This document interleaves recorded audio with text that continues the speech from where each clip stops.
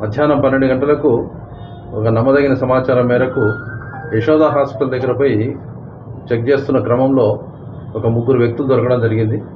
ఆ ముగ్గురు వ్యక్తులు సందీప్ గౌడ్, తర్వాత పృథ్వీ అండ్ వినయ్ కుమార్ గౌడ్. ఈ ముగ్గురు వాళ్ళ పొజిషన్లో 1 కిలో హ్యాష్ ఆయిల్ దొరకడం జరిగింది. అంతేకాకుండా వాళ్ళ దగ్గర ఉన్న 3 సెల్ ఫోన్లు కూడా సీజ్ చేయడం జరిగింది. ఈ హ్యాష్ ఆయిల్ ఏదైతే ఉందో గాంజాయిని డెవలప్ చేయడం ద్వారా హ్యాష్ ఆయిల్ తయారు చేస్తారు. ఇది చాలా ఎక్కువ ఉత్ప్రేరకంగా పనిచేస్తుంటుంది వాళ్ళకి. కాబట్టి దీనికి ఎక్కువ డిమాండ్ ఉంది మార్కెట్లో అని తెలుసుకొని ముఖ్యంగా ఈ సందీప్ గౌడ్ మరియు వినయ్ కుమార్ రెడ్డి ఇద్దరు బాగా ఫ్రెండ్స్. వీళ్ళిద్దరు ఏం చేశారంటే మనం ఈ హ్యాష్ ఆయిల్ వాళ్ళు యాక్చువల్లీ వీళ్ళు గాంజాయికి బానిసలు.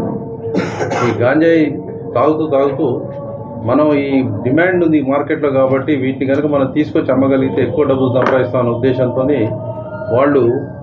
వాళ్ళకి తెలిసిన పృథ్వీ అనే అతన్ని, మల్కాజిగిరికి చెందిన పృథ్వీ అనే అతన్ని వాళ్ళు కాంటాక్ట్ చేయడం జరిగింది. వాళ్ళు కాంటాక్ట్ చేసిన తర్వాత అరకులో కృష్ణ అనే వ్యక్తి సప్లై చేస్తాడు. ఆ కృష్ణ ద్వారా ఇక్కడికి వస్తుంది. దాన్ని తీసుకొచ్చేసి ఇక్కడ మనం అమ్ముకొని ఎక్కువ డబ్బులు సంపాదిద్దామనే ఉద్దేశంతో ఈ యొక్క పనికి వాళ్ళు పూనుకున్నారు.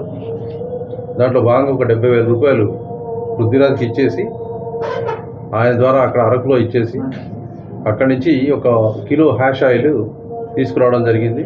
వాళ్ళ పొజిషన్లో ఉండగా దీన్ని మన చాదర్ఘాట్ పోలీసులు, ఈస్ట్ జోన్ టాస్క్ ఫోర్స్ ముఖ్యంగా సంతోష్ కుమార్ ఇన్స్పెక్టర్ గారు, ప్రకాష్ రెడ్డి ఇన్స్పెక్టర్ గారు మరియు వారి టీం అందరూ కలిసి చాకచక్యంగా వాళ్ళు పట్టుకొని తీసుకురావడం జరిగింది.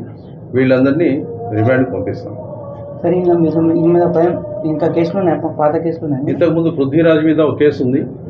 అతను ఎక్సైజ్ డిపార్ట్మెంట్ వాళ్ళ ద్వారా గంజాయి 1.5 కిలోల గంజాయి ఉద్దూరుకు సప్లై చేసినట్టు మనకు రికార్డు కూడా ఉంది.